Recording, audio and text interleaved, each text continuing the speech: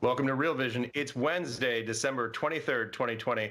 This is Real Vision Daily Briefing live without a net. Welcome, Ed.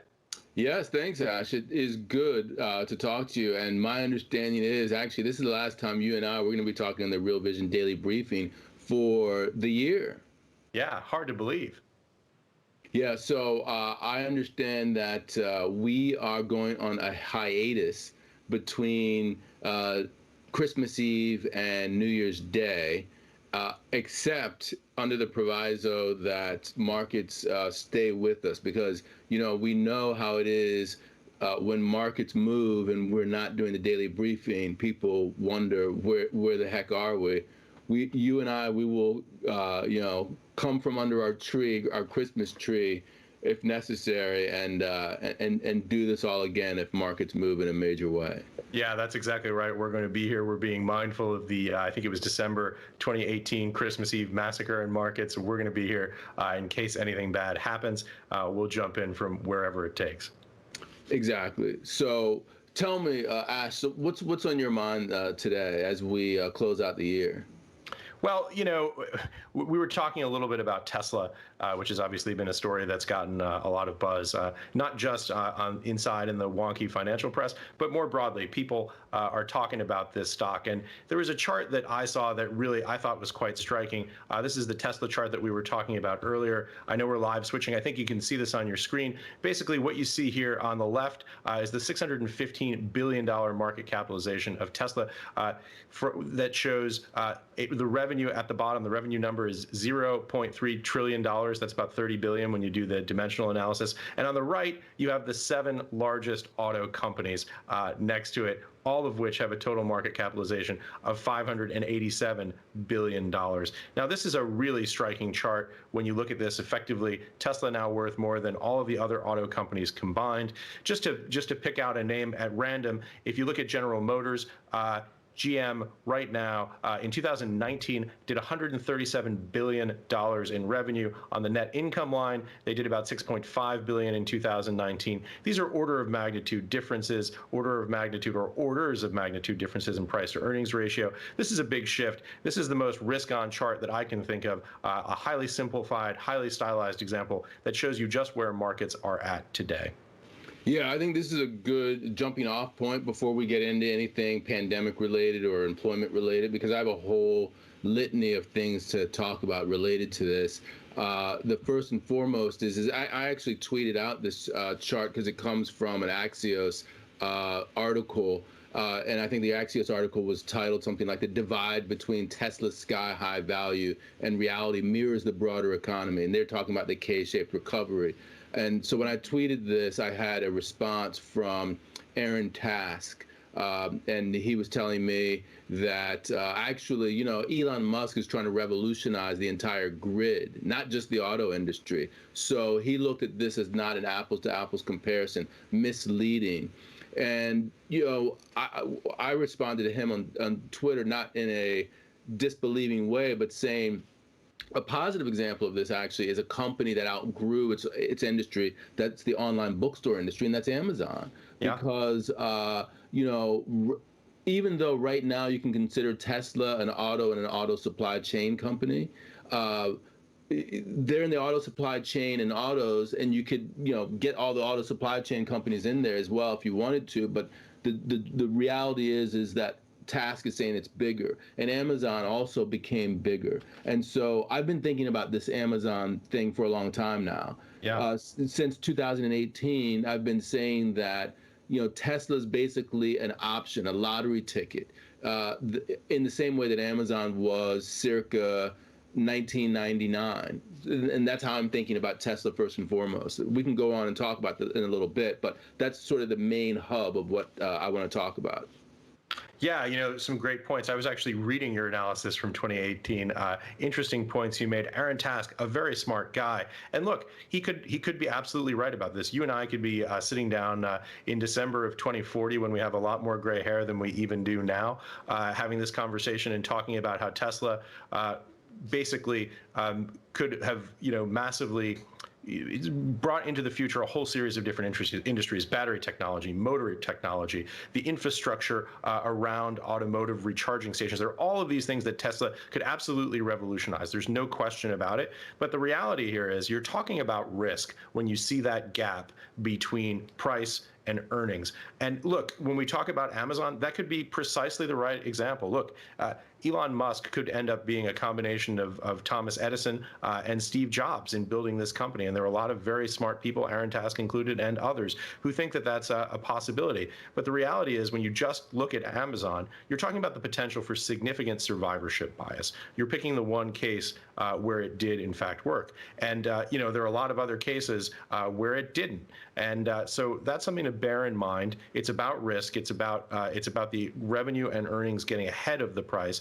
It could catch up. It could more than catch up. There was a period there in the early 2000s where I think Amazon was down for like 3.5 years. You lost money on that stock if you'd bought at the peak. So again, over long time horizons, lots of things that can happen.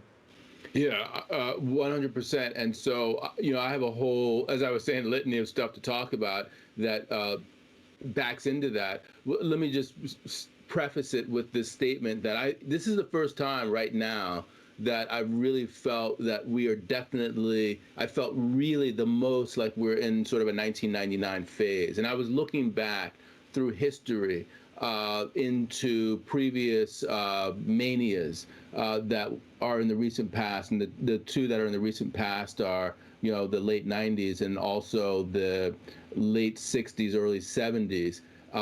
And I'm a student of history. And interestingly, let me show you, I have this book called Ling. It's about the founder of Ling Temco Vought, which was one of the companies of the late 60s conglomerate phase that people were really into. And I'll get into that later on when I talk about that particular stock market event. But when we go back to the 90s, and the reason I feel like the 90s is going back and thinking about Tesla and Amazon, it bears in mind thinking about the trajectory that Amazon went through. And I was there, and I remember you were there, you remember as well. So there was a guy who was a convertible bond analyst at Lehman Brothers called Ravi Surya. He wrote this report saying that Amazon was going to run out of money, and he was worried about their ability to generate cash before their convertible bonds were due. They had issued these convertible bonds. And on the back of that, there were jitters about Amazon. Amazon actually sold in February of 2000 these convertible bonds, $672 million at 6.9% interest rate. And that was right when people were having jitters about the bubble and so forth. And they got, the terms that they got were flexible conversion terms. 6.9 was a really high rate for a convert at that particular time. I think they got that like 2% in their previous convert. And literally, 2 months later, the door slammed shut on the market. And interestingly, Brad Stone, who wrote a 2013 opus about Amazon called The Everything Store, he said that if Amazon had not raised that money for that convertible at that time, they would have gone bankrupt. They almost certainly would have faced insolvency had they not. So that one convertible was very important. And here is Ravi Surya in the summer after that convertible was done, saying that Amazon could still go bankrupt. And I saw an article in Fortune magazine from June of 2001, just preparing for this daily briefing, saying that Amazon had lost some 90% of its value by June of 2001 compared to when Surya first started saying that Amazon could go bankrupt. So 90% down, and we also know that had they not done that convert, Amazon would have gone bust. So even the great Amazon, which rose from the ashes like a phoenix, went through its hard times and potentially could have gone bust as well. That's just a fascinating story, Ed. That's great. I love hearing these stories because, as we always say, history doesn't repeat itself. It does often rhyme, and you can start to hear some of the rhyme scheme sounding really similar. I mean, a couple of points to what you just said that I think are really incredibly relevant here. The first is if you had sold Amazon stock in 2001 or 2002 or 2003, you lost money if you bought at or near the peak.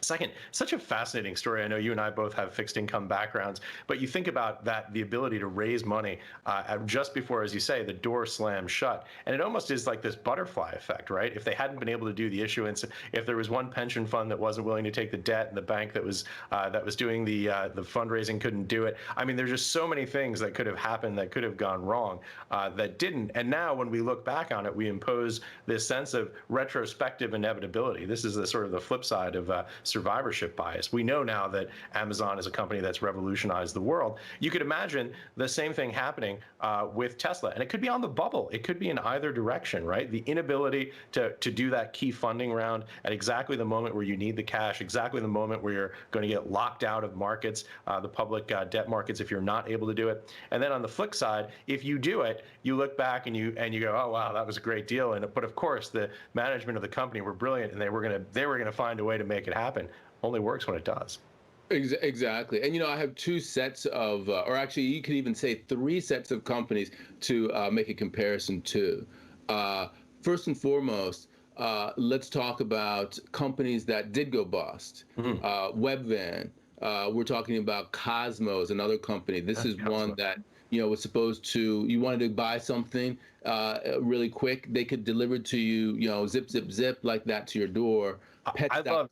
Those are three separate companies that were big. They were big flameouts. They went bust. They could have been the next Amazon.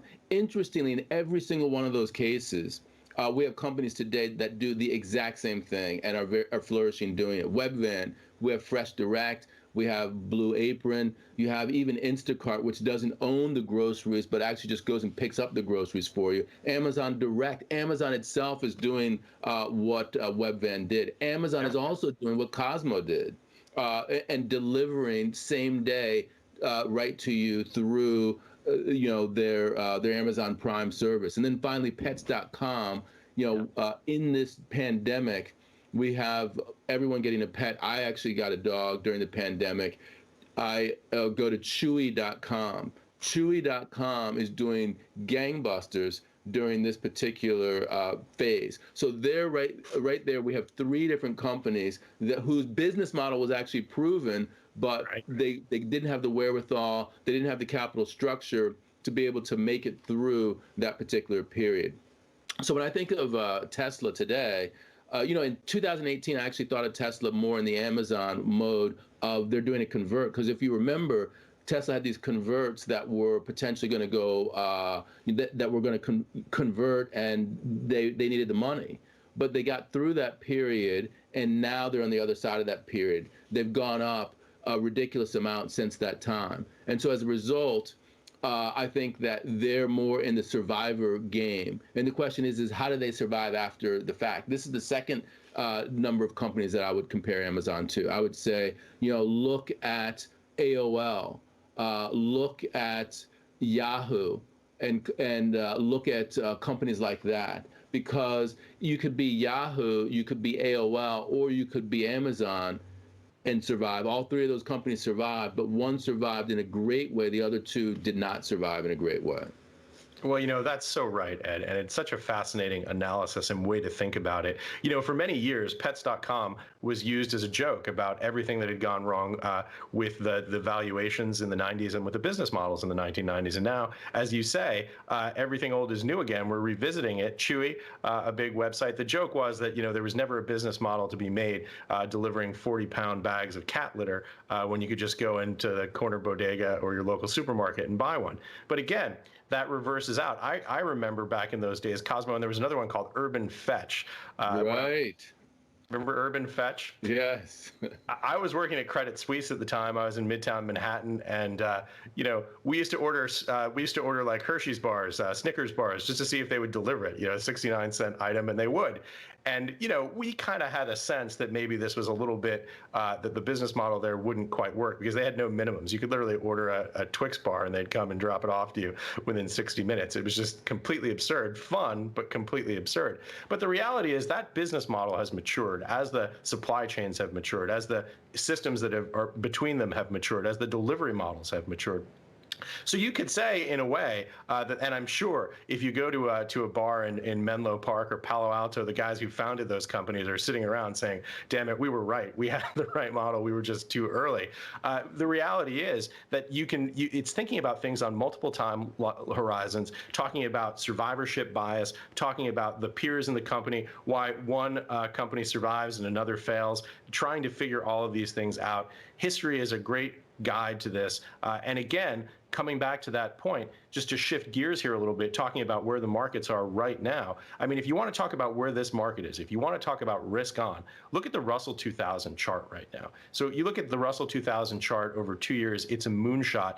I'm not a technical analyst, but it's pretty clear that the Russell 2000 right now is at about 2,000. The 200-day moving average, or very long-term moving average, is at 1526. So we're 25% or thereabouts above the 200-day moving average by every reasonable technical indicator. This is way overbought. Yeah, definitely way overbought. And I would say that, we're getting to the point now where it's not just the Teslas of the world, but it's across the board that we're seeing companies that are getting to levels, not necessarily on an absolute level, but on a relative basis that is worrying.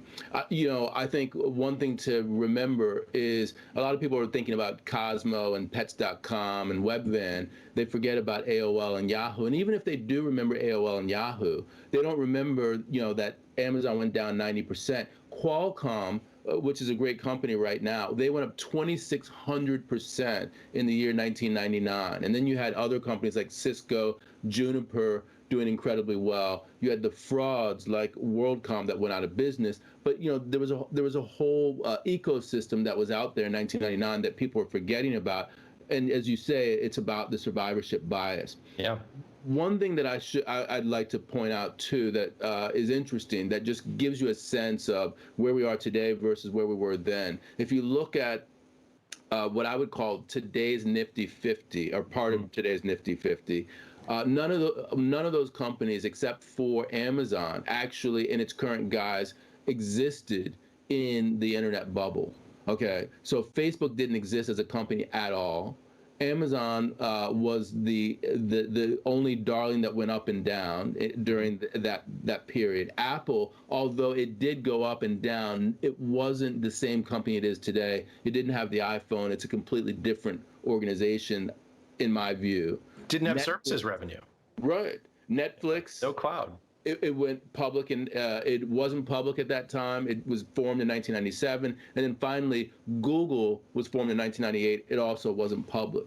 Yeah. So it's a completely different world. We just have to remember that this is the case today. Yeah, so true. And Netflix, not only was it a private company, but Netflix wasn't a streaming company. They'd send you DVDs in little envelopes in the mail, which seemed incredibly innovative at the time.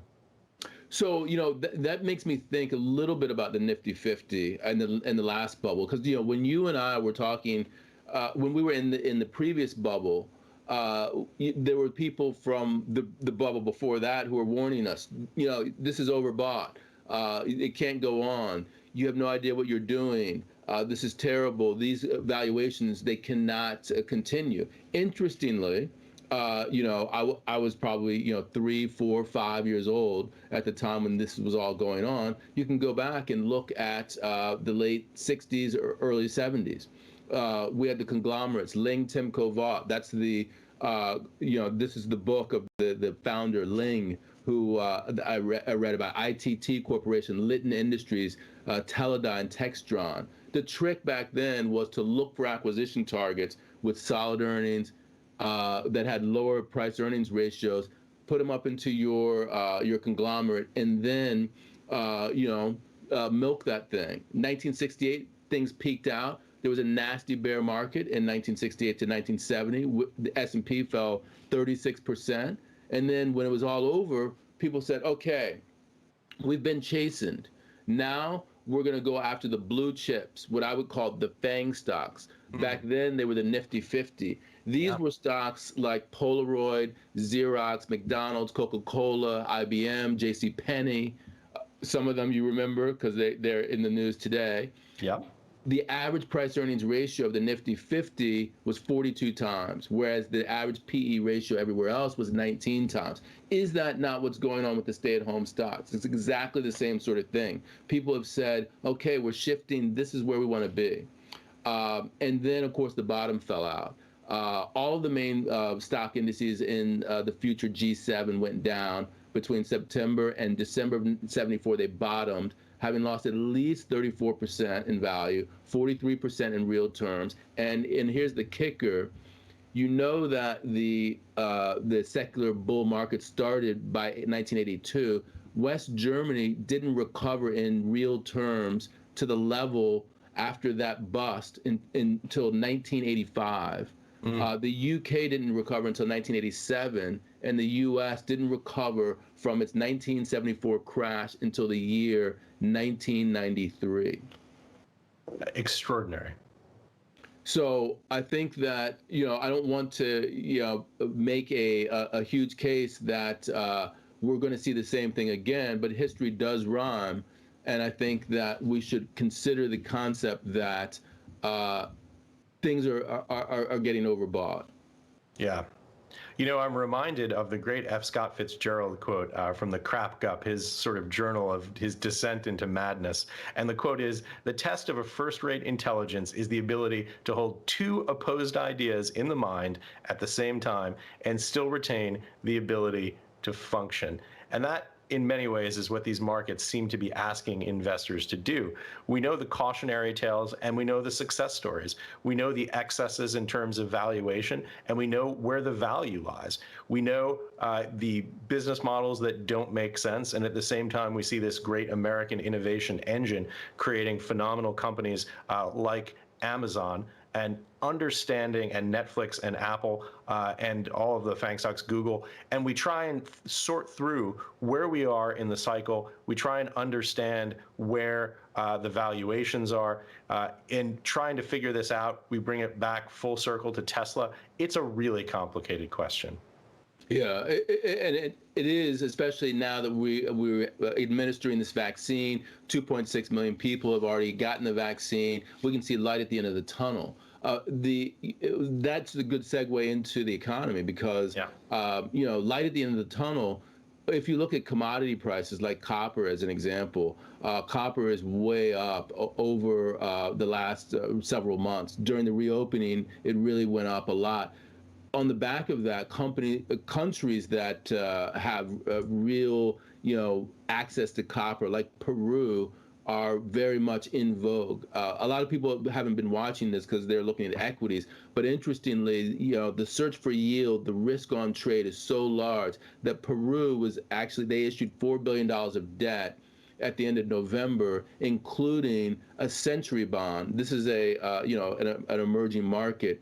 And this 100-year bond, which expires in 2121, had a yield to maturity of 3.23%. So that's Peru. So you're getting Peru for 100 years at 3.23%. That gives you a sense of the fact that it's not just in equities, it's also in bonds. That's where we're seeing this reflation trade. And then the question now becomes for you, Ash, what are the numbers you're looking at in the real economy and in the pandemic right now? Well, exactly right. And those are the key questions. I saw an interview with Dr. Fauci earlier in the day. Dr.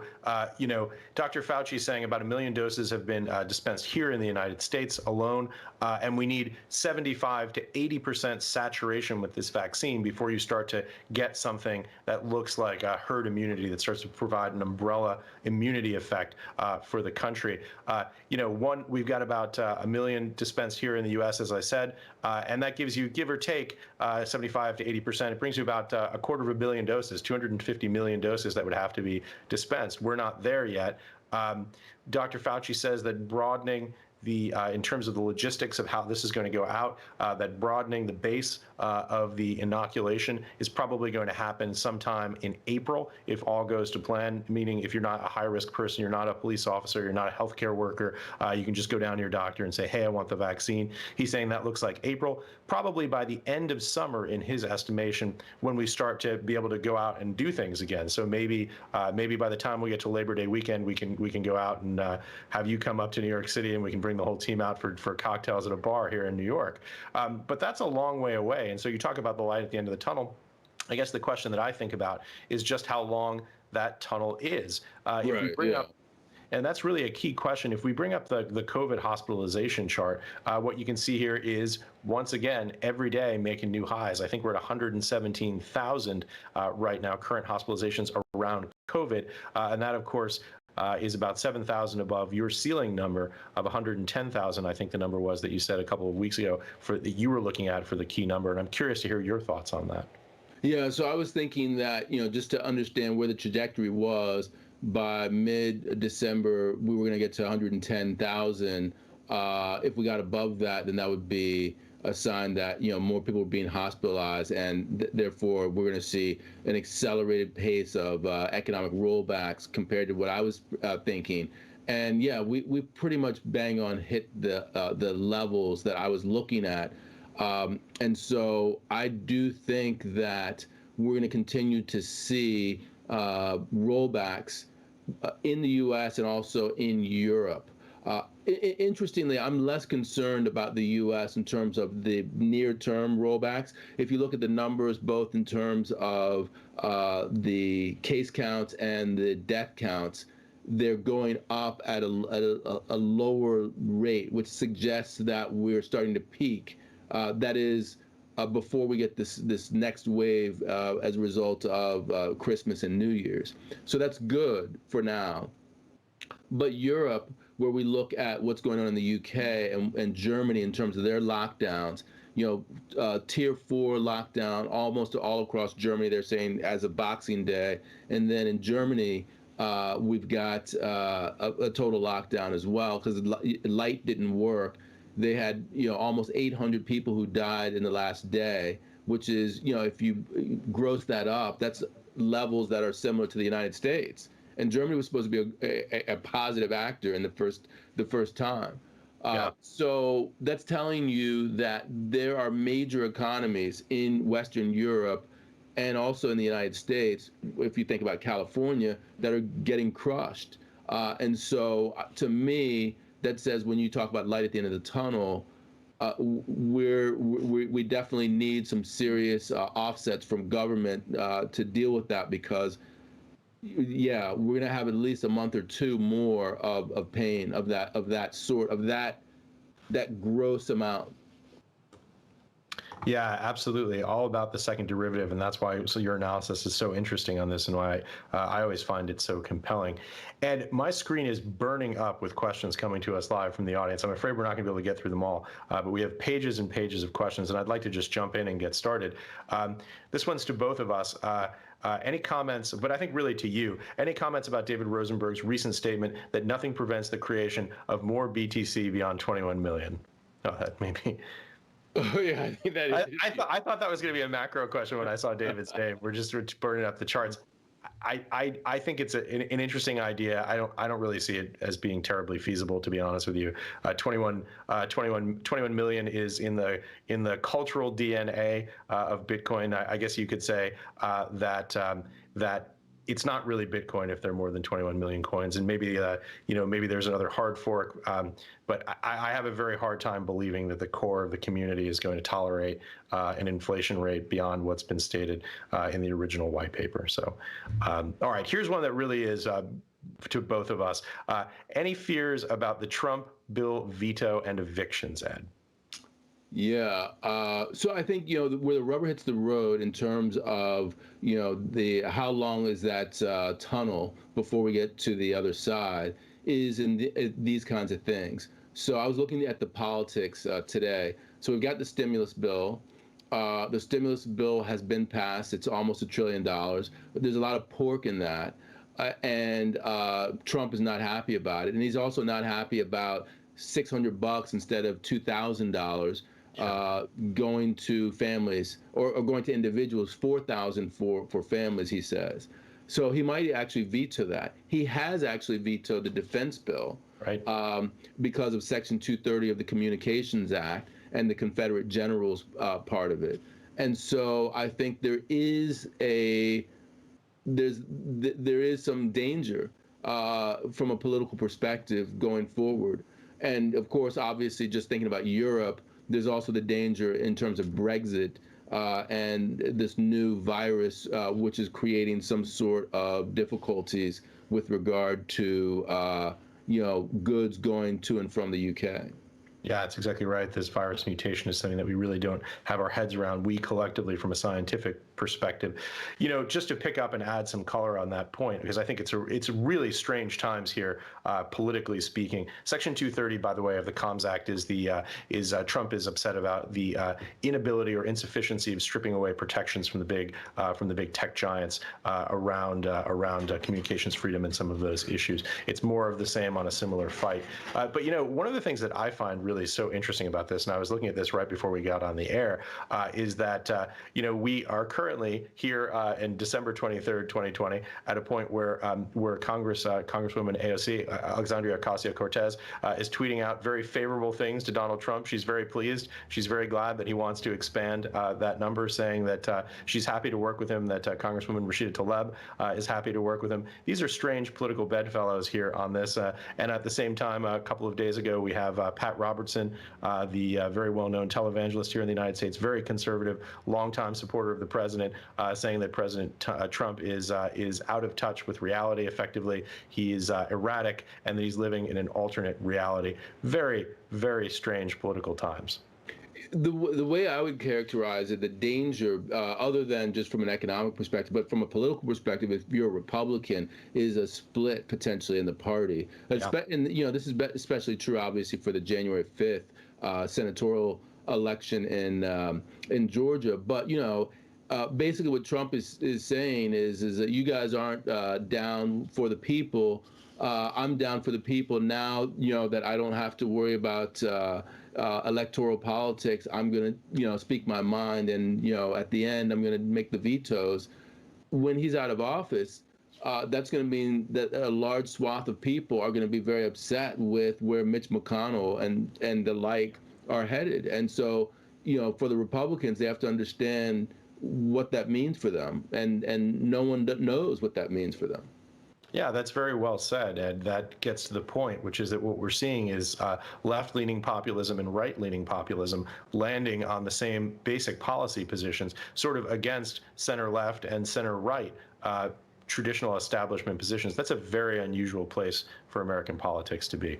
Interestingly, I saw Michelle Malkin, who is a right-wing pundit. She was retweeting Tulsi Gabbard, who still is a representative in Congress for Hawaii. She's a Democrat who ran for president. She didn't vote for this bill. She voted against it, and she was explaining why, and the defense bill. And Michelle Malkin was saying kudos to her. And if you read some of the comments there, all the people were saying, Tulsi, we don't like this and that about her, but she's principled, etc. I think that you're right. There is this sort of populism on both sides where there's shared interest there, and it's not clear where that's going to go after January the 20th, 2020. Yeah, that's so 2021. Right.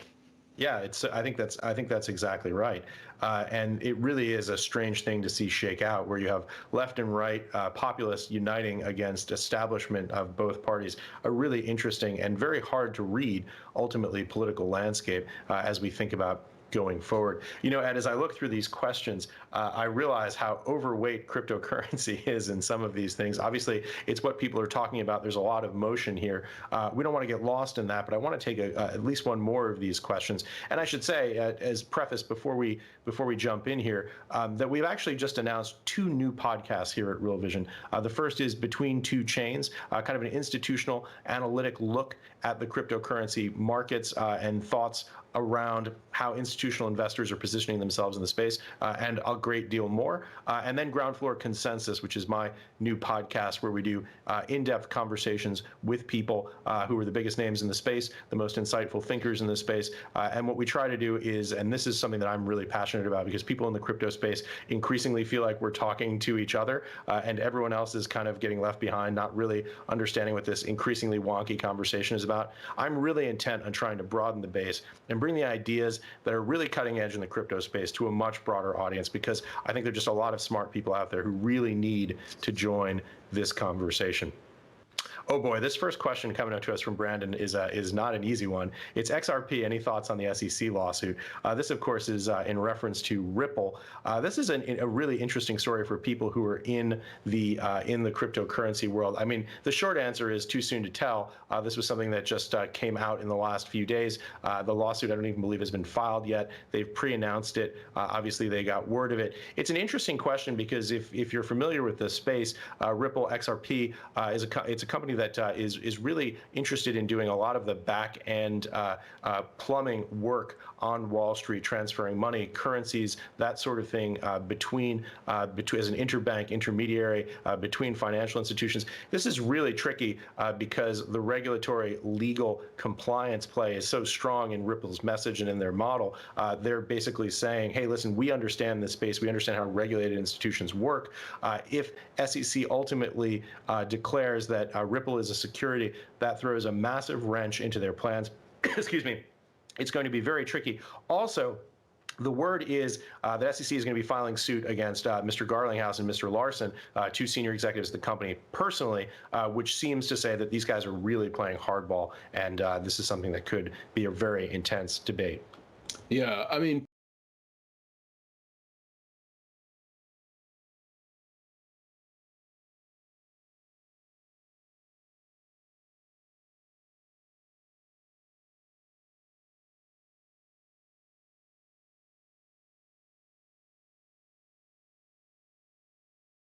from gaining traction. That's the first port of call to say, you know what, this is not a currency. Cryptocurrency, you call it a currency, but we look at it as a taxable transaction. Every transaction you make, when the currency goes up, you now owe Uncle Sam or the revenue agency in the UK money.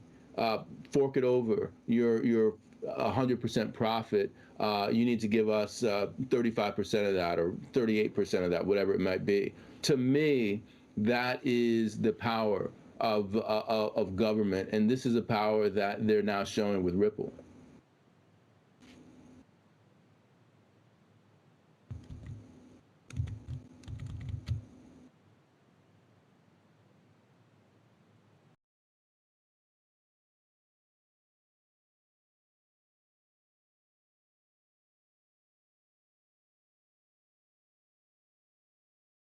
Happens when we record these. It only happens, of course, when we do it live. Look, I think that's spot on. I think these are really interesting points. I was saying we're so early in the regulatory legal compliance cycle of this. I mean, one of the interesting things to me, and I just had this conversation actually with Nick Carter, who's an incredibly bright thinker on all of these issues, that if you look at just regulatory treatment within the United States, only within the United States, there's this really broad divergence of the way Bitcoin, for example, gets treated by different regulatory agencies. IRS treats it like property. CFTC treats it like a commodity. And then there's the question of whether or not these protocols are a security. This comes up obviously very specifically with XRP and SEC because that's their relevant regulatory agency if it is in fact deemed to be a security. These are really complicated questions, and we're still incredibly early in the cycle. Now, people who are great, the most passionate advocates of Bitcoin will say you can never shut Bitcoin down, and that's true. As long as there's an internet that is running, you're able to conduct these transactions on a peer-to-peer basis. So the ability to actually sanction it or to stop it is very limited. Governments all across the world have this challenge, but the reality is institutions don't play in spaces where there are significant regulatory risks. And if the regulators really wanted to play hardball over Bitcoin or any other cryptocurrency, they could absolutely decimate that price. And if the price gets whacked, and if there is significant regulatory barriers that institutions don't want to play in that space, you could see Bitcoin not being eliminated. Again, it can never really be blocked, but you could see it truly decimated. I don't think that's going to happen. I think we have very sort of wise, thoughtful people here in the United States on the institutional side and the regulatory infrastructure of this country. And I think we're going to figure out a way to move forward, because there's just so much promise in this technology as a store of value, as a medium of exchange, for smart contracts, which is Ethereum, EOS, some of the other newer protocols. I really think that we're at the beginning of a renaissance in this technology. I think we're in like the third inning, maybe at latest. But there is risk, certainly. And also, I believe, and Raul has spoken to this point very eloquently, I think that what we are going to see is an integration with the broader macroeconomic infrastructure that we have in this country and around the world. We're going to see an integration more broadly with financial institutions, and we're going to see it come under the blanket of the regulatory compliance infrastructure that we have now in place. It's hard for me to see it happening any other way. I know there are people who are very involved in the libertarian side, people who are really passionate about the freedom that this technology provides. I think ultimately what we're going to see is greater regulation and it being brought more broadly into the fold. And that can only be positive. I mean, as I was saying to you earlier, I think it was yesterday, PayPal was sending me a message saying that, you know, we're going to allow you to go between fiat and Bitcoin for free until the end of the year. They're obviously making a play to say, look, you know, we're a trusted financial institution. We're part of the financial architecture. You're one of our customers. We want to get into this space. Get into the space with us. Because you know you trust us, you have an existing relationship with us. That's good. So I think that that's a good play. The real question is, for me, is the dynamics of the mania in other parts of the world moving into Bitcoin in a way that causes Bitcoin to attract attention that regulators want to put a kibosh on. Let me tell you how I'm thinking about this. Bitcoin 50,000, Bitcoin 100,000. Those are levels that guaranteed the SEC will not like. And when I say not like, what I mean is that they're thinking of it in terms of the way that they're thinking of XRP right now, ways that will cause them to get into the space in a way that's negative for the space and for regulation. So in some ways, you almost don't want it to go up in a parabolic way. Yeah, and in some senses, the Ripple story is the one that's getting the most buzz. But FinCEN actually weighed in a few days ago on self-hosted wallets. This really speaks directly to the ability of people to autonomously control their own transactions in the Bitcoin space. And this is something that I think they gave 15 days of guidance on. Coinbase has pushed back and said, hey guys, this is like, we need more than 2 weeks. The holidays are coming up. We need a full 30-day period. This is a really significant structural question about the way that this industry is going to function. My guess is self-hosted wallets continue. I suspect that to be true. But again, you never know in the short term from a regulatory perspective where things are going to go. And to your point about PayPal, PayPal has 305 million users in 202 different markets. So we often forget. My mother's husband was just asking me. He said, well, Bitcoin's really interesting. How the hell do I buy this? Right? This is something that there are still a lot of people who are interested in this space, who want to purchase these assets, who don't really know how to do it. And PayPal, precisely as you point out, Ed, provides an on-ramp to that ecosystem. So I'm sure you have tons of other questions for us. And by the way, in terms of David Rosenberg, if I had an answer to where he's going, I think he's talking about derivatives, basically.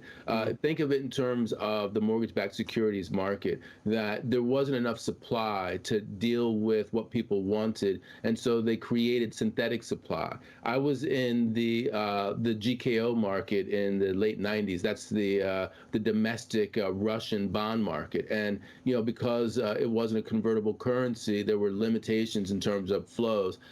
People created synthetic GKOs, and those, of course, to a degree, blew up when you had a default.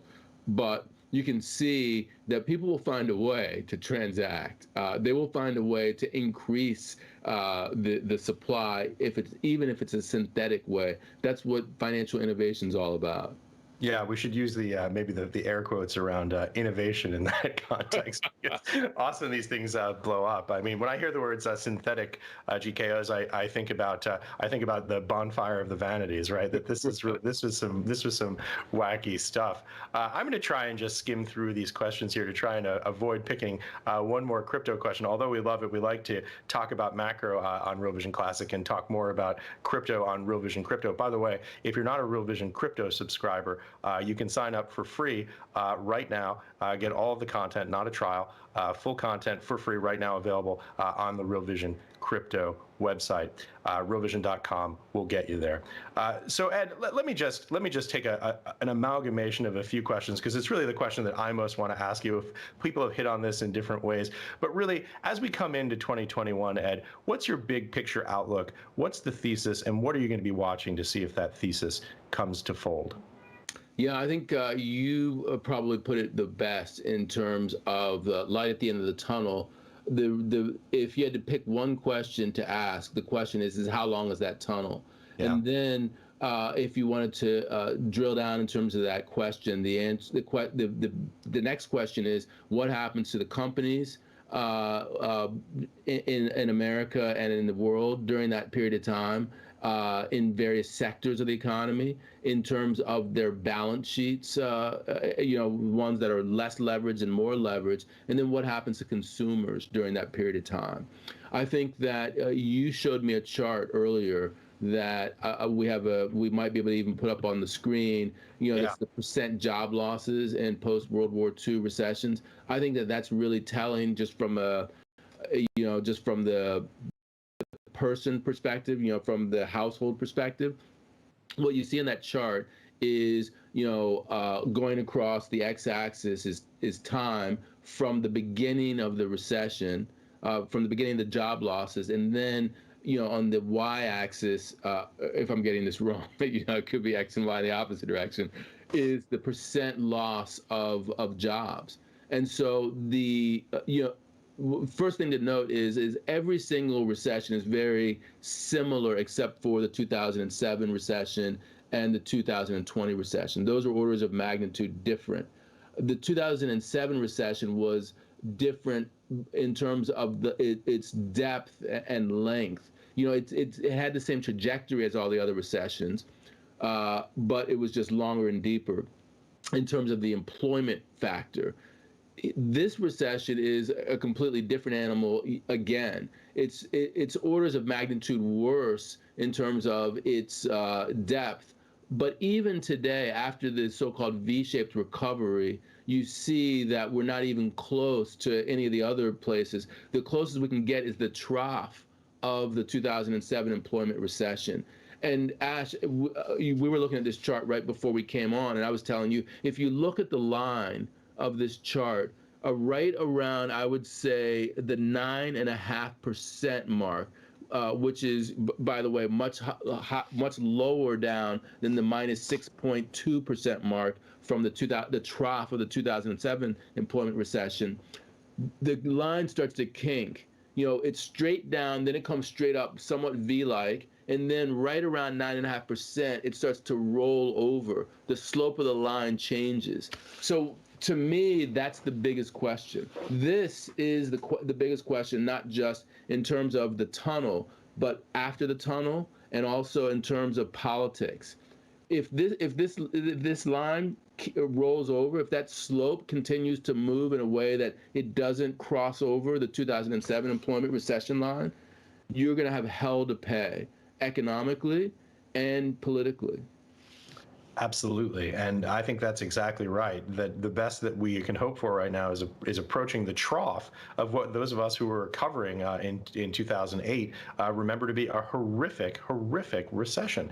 So that is a really powerful point, and it's a powerful chart, because sometimes we get lost a little bit in the day-to-day, the second derivatives of unemployment claims, of initial claims, of continuing claims, and we lose track of just how far below par we really are. And looking at all of those other years on the top, 1948, all of these charts going back to 1948, it's pretty striking to see just how low we are. In fact, Ed, it would be great at some point in the new year, it would be great to do a Real Vision Daily Briefing about exactly that topic. I'd love to explore that with you and to hear your thoughts and your analysis on where we are in labor markets. I think that would be something that would be really important for us to think about, because that really is the big picture issue here, macroeconomically, and as you say, politically. This is a prime example of the political economy. I mean, it's just a striking chart. And with that said, we're probably running long here, as we always tend to do on these live shows. I guess I was going to say, it's probably good news if people don't see us until January 4th. Yeah, actually, it's good that you mentioned January 4th, because my understanding is we're going to do some funky new things, and that is we're going to have more sort of outside people on starting the new year. I think that I have an analysis that I put together that's going to go up on January the 1st about what we're thinking about in terms of the new year. But then we're also going to have some analyses from other people. Len Alden, we're going to have Mike Green. I already spoke to Darius Dale. That's going to go up. And I want those same people to talk about the here and now, not just their long-term look on the Real Vision Daily Briefing. So we'll take those same people who are going to be on the Real Vision platform behind the paywall and put them on the Real Vision Daily Briefing as well in a different format. So I think that'll be good. Less of me and more of them. Yeah, that's great. And we're going to just continue to do all of those innovations here. And we're excited. I think we have a lot of other things up our sleeves that maybe we're not talking about publicly yet. But I hope that 2021 is going to be the biggest and best year ever for Real Vision. Yeah, I'm hoping it's big and great for us, and that it's great for the economy and healthcare outcomes and all of our listeners and viewers. Yeah, and if we see you under the tree tomorrow on Real Vision Daily Briefing, we know that's a bad sign. Exactly. And just to give you a sense of how bad things are in general for 2020, just right now, I keep checking my phone over here because my wife's upstairs. We the heat went out. Our boiler broke. We have no heat. It may seem like everything's nice and cozy here right now, but literally it's like 60 degrees in here. So I'm waiting for the guy to come and fix our heat so that we have heat for Christmas. So that is in a nutshell what 2020 has been all about. Oh man, I really hope on January 4th when we come back that you're going to be in a heated room. Yes, I hope so too. You know, like an Oliver Twist version of Real Vision Daily Briefing where you're over a barrel fire or something. Right. Thank you, everyone. Hopefully, markets will remain stable here for the next couple of days, and we'll see you in January. So if we do not, everyone, please have a happy holiday, and thank you again for joining us. Yeah, it was great talking to you, Ash. Thanks again, everyone. Great talking to you as always, Ed. Thank you.